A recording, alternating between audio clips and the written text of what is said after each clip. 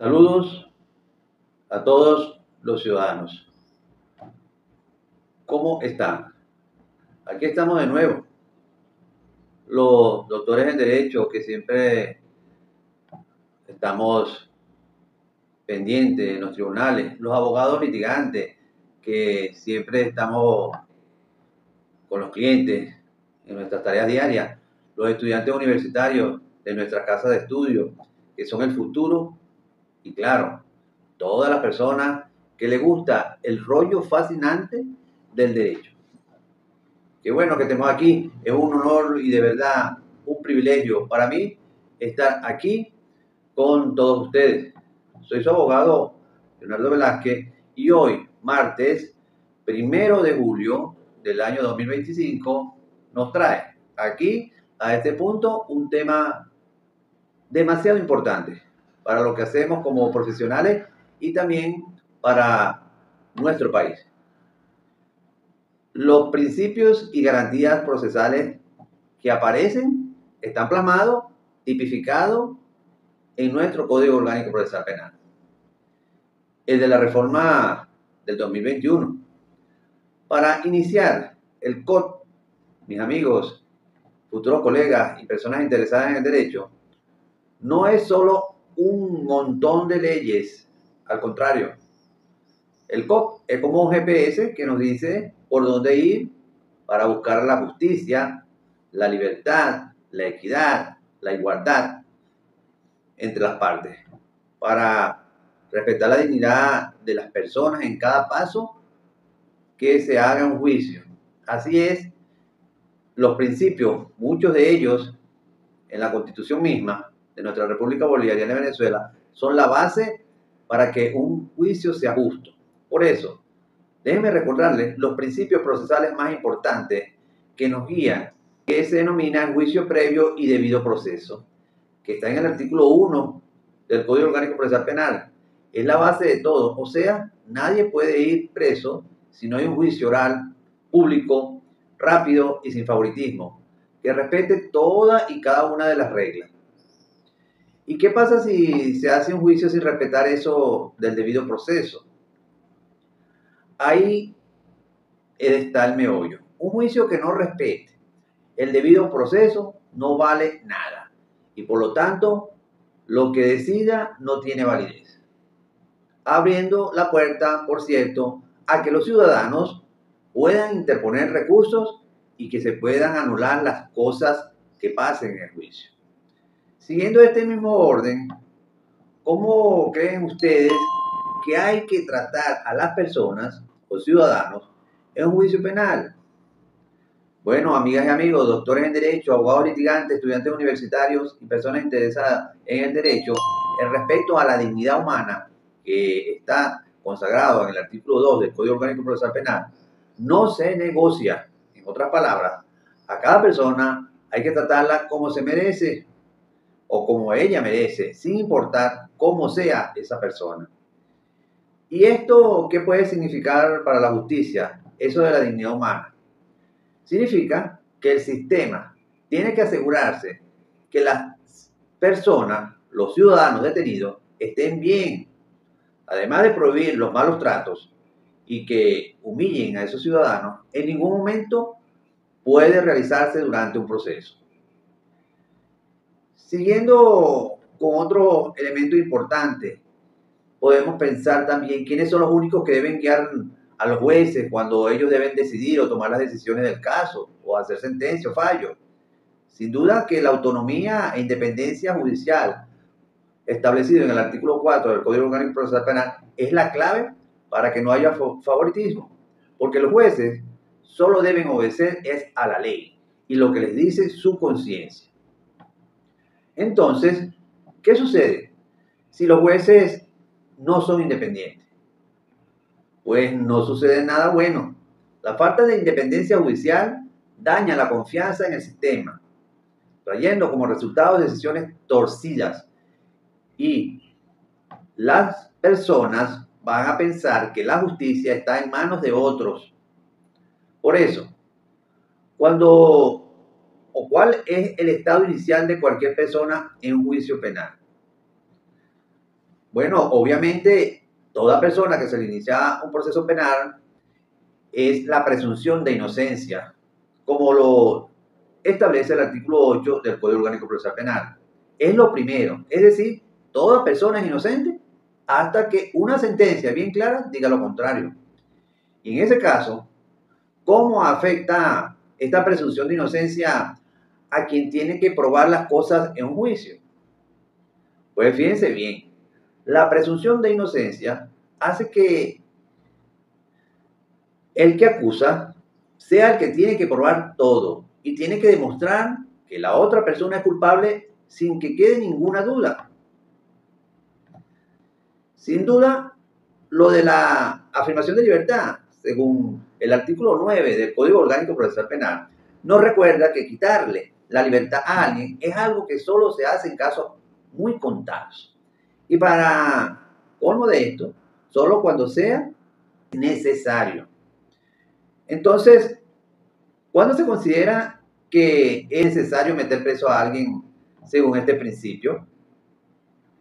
Por lo general, solo se considera necesario si hay un riesgo claro que esa persona o ese procesado se vaya a escapar o que dañe la investigación, entorpezca la investigación e incluso que siga cometiendo delitos. Asimismo, ¿y quién es el principal responsable de investigar que ese delito que se está cometiendo? La unidad y dirección de investigación, como lo establece el artículo 11 del Código Orgánico Procesal Penal, es el Ministerio Público, que por cierto, es el que garantiza que la búsqueda de la verdad sea objetiva. Entonces, ¿qué papel juegan los policías en las investigaciones o los órganos de justicia? En este caso, los policías trabajan bajo órdenes y la supervisión del Ministerio Público y Fiscalía, siendo, por lo tanto, esta situación que ellos van a trabajar como ayudantes para recoger las pruebas y hacer las averiguaciones o investigaciones pertinentes. Además, ¿se puede prohibir a alguien tener un abogado en cualquier momento de ese proceso? Para nada. La defensa e igualdad entre las partes, según lo que se consagra el artículo 12 del Código Orgánico Procesal Penal, es algo que no se puede tocar. Es decir, todo el mundo tiene derecho a una buena defensa. Y aparte, a competir en igualdad de condiciones durante un proceso. Por ello, ¿por qué será tan importante que el que acusa y el que defiende tengan las mismas oportunidades? Bueno, esto es para asegurar que el acusado tenga los mismos chances, las mismas oportunidades, los mismos elementos, las mismas opciones de decir lo contrario y de presentar sus pruebas que el que acusa también, garantizando así un juicio parejo. Por lo tanto, todos los juicios penales son abiertos al público y al público en general. Los pilares de un juicio oral son la publicidad, la inmediación, la concentración y la contradicción, como nos lo establece el artículo 15, 16, 17 y 18 del Código Orgánico Procesal Penal. Significa que el juicio debe ser visto por todo el mundo, que además los jueces tienen que ver las pruebas directamente y por si fuera poco, que el debate debe ser seguido y que las partes tienen poder de refutarlo todo. Entonces, ¿cuál de los principios se considera la columna vertebral o la médula espinal o el esqueleto del juicio oral? Bueno, este es el principio de inmediación. Ese es el esqueleto o la columna vertebral, ya que, como es obvio, el juez permite que se vea directamente las pruebas y también cómo reaccionan los que participan. De igual manera, los actos del juicio deben ser escritos o más bien hablados.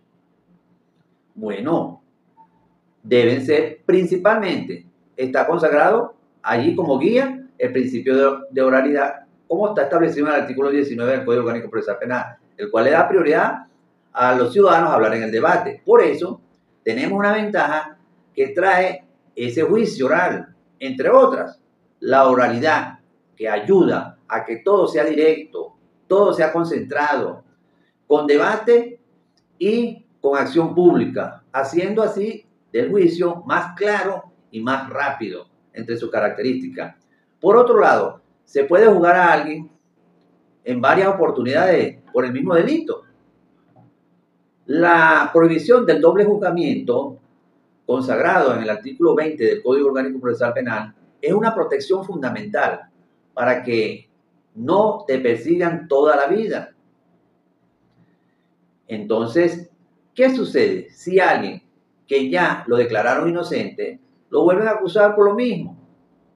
En ese caso, mis amigos y amigas, doctores en Derecho, abogados litigantes, personas interesadas en Derecho y estudiantes universitarios, la nueva acusación no vale nada y por lo tanto, la persona puede decir que ya fue juzgada para que el caso se archive. Por último, entre los principios que tenemos y acabamos de hablar, tiene derecho a participar en el juicio penal las personas. Miren, no olvidemos lo vital que es la protección a las víctimas, según lo establecido en el artículo 23 del Código Orgánico Procesal Penal, la cual le asegura que puedan acceder rápido a la justicia y que tengan medidas de protección. Y a propósito de esto, ¿qué tipo de apoyo puede necesitar una víctima en un juicio penal? La verdad, una víctima puede necesitar apoyo psicológico, también protección para que no le hagan nada, además de informar sobre el caso y por último, ayuda para que le reparen el daño que le hayan causado durante el proceso, durante la investigación, durante el juicio. Así que, yéndonos más al detalle, lo que es relacionado con las garantías, porque estas son como el verdadero escudo protector del proceso o del sistema penal. Primero, dentro de las garantías, las que aseguran que un acusado tenga una defensa de verdad en cada una de las etapas, incluye el derecho a la defensa establecido en el artículo 12 del Código Orgánico Procesal Penal y también en el artículo 49 de nuestra Constitución de la República Bolivariana de Venezuela, que se activa desde que se inicia todo, asegurando que tenga abogado que vea y pueda hojear el expediente, así como que pueda presentar y que pueda contradecir las pruebas pertinentes. Por eso, podemos pensar, ¿puede un acusado decir que no quiere defensa legal? En el ámbito penal, imposible.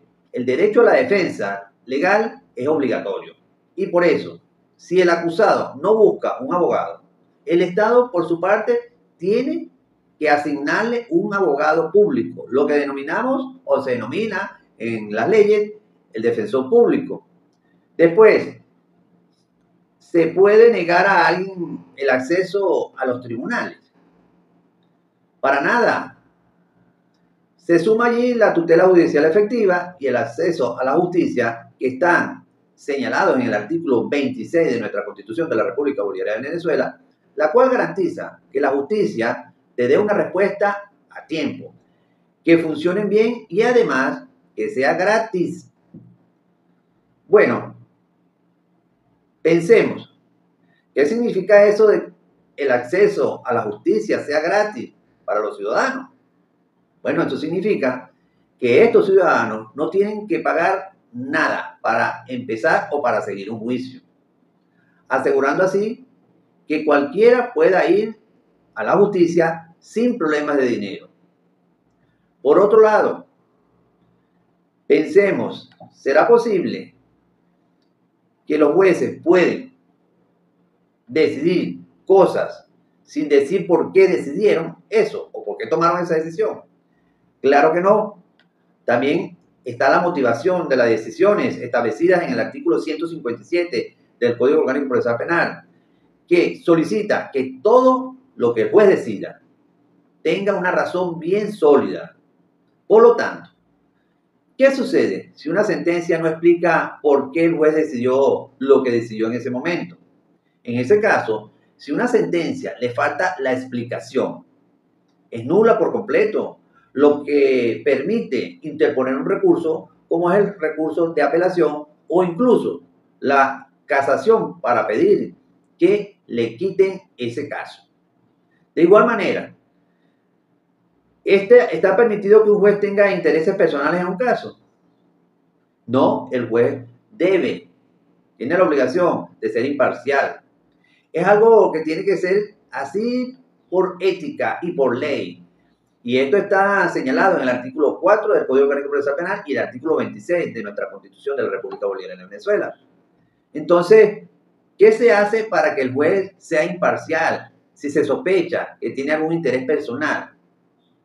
Pues existen las figuras de inhibición cuando el juez solito se quita el caso, como decimos coloquialmente hablando, y también la reacusación cuando una de las partes solicita que quiten al juez que está encargado del caso. Además, ¿cuánto debería durar idealmente un juicio? Lo mejor es que sea corto, porque la celeridad procesal establecida en el artículo 257 de la Constitución y en el artículo 26 del Código Orgánico Procesal Penal, para que la justicia sea lenta, se convierte en injusticia si llega a ser caso. Y es lo que sucede comúnmente en nuestro tribunal. Entonces, ¿qué pasa si el juicio se alarga demasiado, sin un motivo que convenza? En esa situación, si se alarga mucho y sin justificación, puede afectar el debido proceso y en algunos casos hasta hacer que el delito prescriba o incluso que el acusado quede libre por tanta demora en el proceso. Por otro lado, ¿qué orden deben seguir las actuaciones en un juicio? Bueno, siempre el control de la constitucionalidad y la legalidad. Esto permite asegurar que cada paso cumpla con nuestra Constitución y obviamente con las leyes que se derivan de ella, siendo esto un principio general del derecho. Y el artículo 7 del Código Orgánico Procesal Penal así lo establece. Así que, ¿quiénes son los que se encargan de que todo sea constitucional y legal en un juicio penal?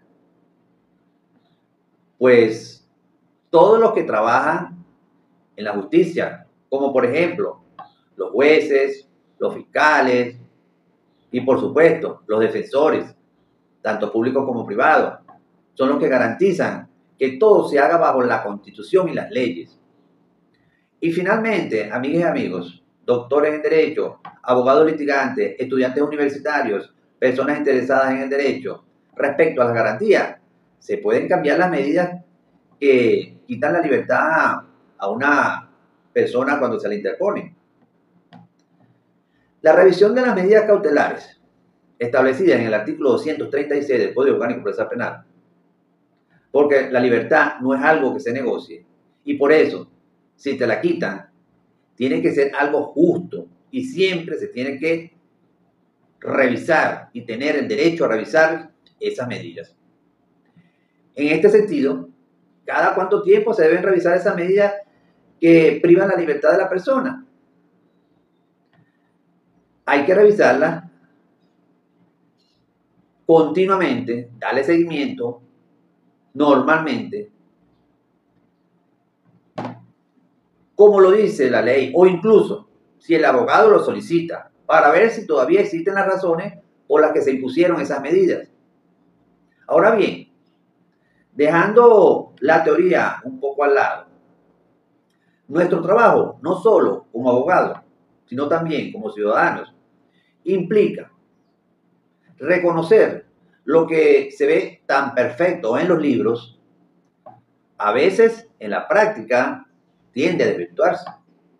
Por ello, voy a hablarles de igual manera de errores, vicios y trampas que pueden dañar estas bases y principios que acabamos de explicar, poniéndolos además en ciertas situaciones irregulares, que lamentablemente son comunes y que no quisieran que fueran así, pero suceden continuamente. Para iniciar con los riesgos, ¿cuáles son los errores más comunes que impiden que un juicio justo lleve el debido proceso? Bueno, a ver, el juicio previo y debido proceso, como lo establece el artículo 1 del Código Orgánico Procesal Penal, los errores o problemas son las demoras excesivas en el juicio que hacen sufrir a las personas. Les voy a echar un cuento, una anécdota que me pasó. Me acuerdo que de un caso de robo, donde la sentencia salió 5 años después. Eso fue un infierno para la persona, para el procesado, pero la víctima y también para el acusado, que para colmo estuvo preso todo el tiempo esperando que se hiciera justicia. Entonces, un juicio exprés puede ser una violación al debido proceso. Claro que sí. Cuando se hace un juicio exprés, sin darle tiempo suficiente a la defensa para preparar o para revisar las pruebas, se está violando el debido proceso, convirtiéndose así en una trampa. Fíjense algo. ¿Qué pasa cuando la prisión preventiva se usa como un castigo adelantado? En ese caso, una trampa es usar la prisión preventiva como una pena anticipada para que la persona pague preso mientras mientras se desarrolla el proceso. Otro cuento. Un colega me contó de un juicio relámpago, donde el abogado casi no tuvo tiempo para ver el expediente. Nos pasaba mucho al común. En los casos, se nota la verdad que la decisión ya estaba tomada, bueno, desde antemano. Esto además es una burla al debido proceso. Y por último, ¿por qué es malo un juicio relámpago para nuestro sistema penal? De verdad, porque no permite una defensa adecuada. Y menos aún que las pruebas se valoren sin prejuicio, dañando así la esencia de un juicio justo. Siguiendo, con riesgos que suceden durante el proceso penal. Como se ve en la práctica, eso de que no se respeta la dignidad humana, ¿usted cree que es verdad? Pues, con respecto de la dignidad humana, que está consagrado en el artículo 2 del Código Orgánico Procesal Penal, podemos ver los errores o problemas en los maltratos físicos o psicológicos a los detenidos y también en las condiciones terribles de las cárceles, en hacinamiento. Una anécdota, un muchacho detenido por hurto, pequeño, que por cierto, lo vi con moretones que no tenía antes de ir a la comisaría. Decía, además, que lo habían convencido a golpe de hablar. Y entonces, ¿qué tipo de show público de un acusado daña su dignidad? En este sentido, la trampa aquí es la exposición humillante en los medios del acusado. Otra anécdota que tenemos por allí, en el tiempo trabajando, hubo un caso muy sonado donde la foto del detenido todavía sin juicio la regaron por todos los medios, con titulares, para colmo, que lo llamaban monstruo. La presión, las personas, por eso, fue brutal. Así que está bien usar a los medios para influir en los ciudadanos antes de un juicio. Creo yo que no. Es una trampa que viola la presunción de inocencia y que además crea un juicio paralelo en la sociedad que puede presionar a los tribunales y dañar la imparcialidad y la equidad que debe tener un sistema de justicia. Asimismo, analizando otros riesgos, cómo pueden verse afectados los jueces por cosas como esta. Bueno, los jueces son afectados en su autonomía e independencia judicial, que la tienen establecida en el artículo 4 del Código Orgánico Procesal Penal. Los errores o problemas aparecen cuando hay presiones de políticos o de ciudadanos con poder. Otra anécdota que nos pasó una vez. Una jueza me confesó una vez que la llamaron para sugerirle una decisión en un caso muy importante, lo que por cierto la puso en un aprieto ético. Por otro lado, hay otra situación cuando se habla de líneas o teléfonos en el proceso de justicia. En este contexto, las trampas son los famosos teléfonos o líneas de poder. Otra situación, se oyen historias de jueces que son provisionales, que no se atreven a fallar en contra de las instituciones porque tienen miedo que los dejen fijos en los puestos o los despidan. Por eso, ¿cómo afecta que los jueces sean provisionales para su autonomía e independencia? Bueno, esto puede hacer que los jueces tengan miedo de decidir en contra de lo que tienen poder, de dejarlo o de sacarlo de sus cargos, afectando así la independencia y la autonomía que está consagrado en el Código Orgánico Procesal Penal, como lo venimos hablando. De igual manera, viendo otros riesgos, un error común que viola eso de que eres inocente hasta que se demuestre lo contrario. A este respecto, con la presunción de inocencia que está señalado en el artículo 8 del Código Orgánico Procesal Penal, los errores o problemas incluyen decir públicamente que una persona es culpable antes que haya una sentencia. Una anécdota que tenemos por ahí. El vocero de una institución de seguridad dijo a los medios de comunicación que ya el culpable está en la cárcel, cuando, por cierto, el juicio ni siquiera había comenzado. Por eso, las medidas que restringen pueden ser una trampa contra la presunción de inocencia. La trampa son las medidas restrictivas exageradas que le quitan la libertad a un ciudadano sin razón. Otra anécdota que tenemos por ahí, cuando un acusado que se podía demostrar su inocencia porque el fiscal escondía pruebas que lo ayudaban, sintió, por lo tanto, que ya no importaba lo que se hiciera, estaba la verdad, pero de verdad, condenado de antemano, porque ya el fiscal había escondido las pruebas que lo podían absolver. Así que, ¿qué responsabilidad tiene el fiscal para asegurar la presunción de inocencia mientras se hace la investigación?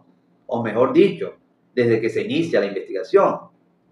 Bueno, principalmente el fiscal tiene que ser justo y buscar tanto las pruebas que acusan como las que defienden o absolven, sin esconder nada que ayuden a ese procesado.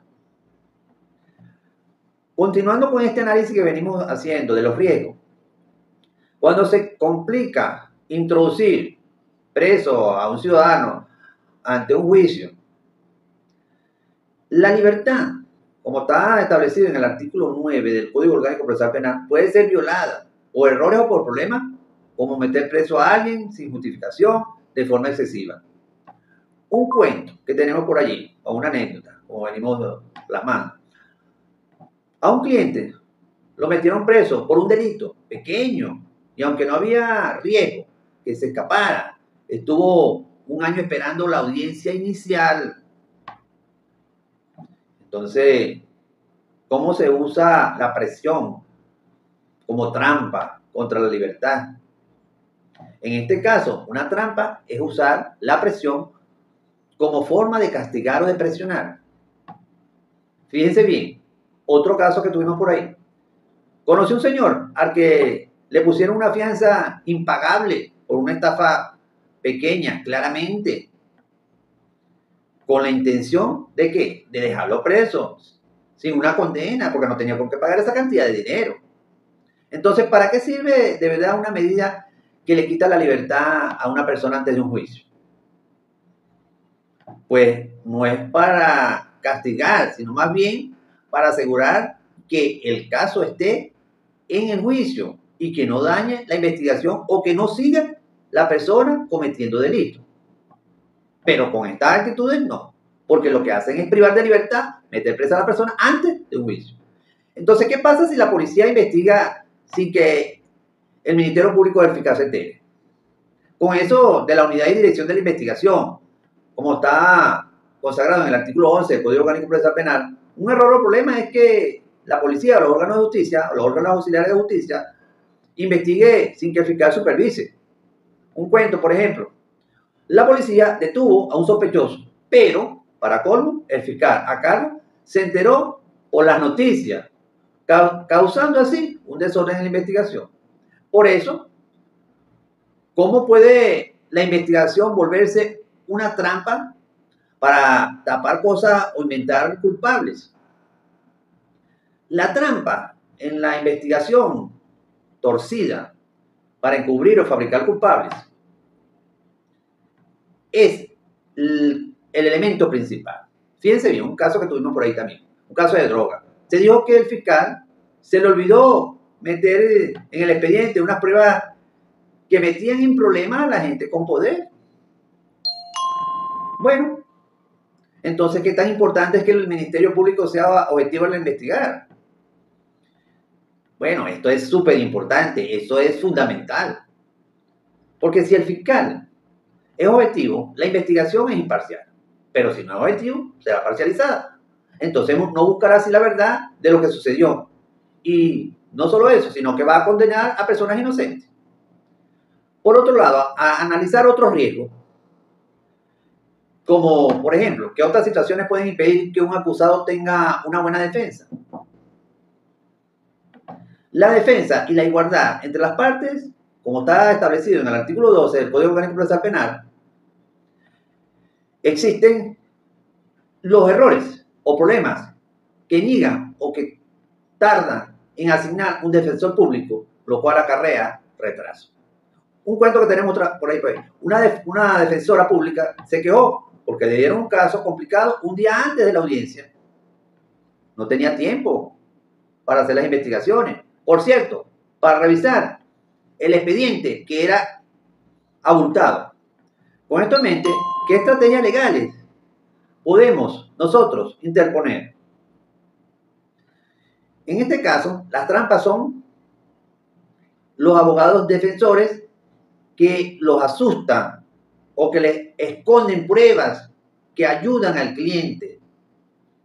Otro cuento que tenemos con relación a eso, se comentaba que en algunos abogados incómodos le ponían difícil el acceso a las cárceles o a la información de sus clientes, afectando así de forma grave su defensa. Por eso, ¿por qué es tan grave que asusten a los abogados defensores? Bueno, amigos, eso es más que grave, eso es gravísimo, de verdad, porque daña el derecho fundamental a la defensa, dejando entonces al acusado en una situación súper vulnerable. Después de todo esto, y viendo los riesgos, ¿cuál es un error común que impide que los jueces entiendan directamente las pruebas?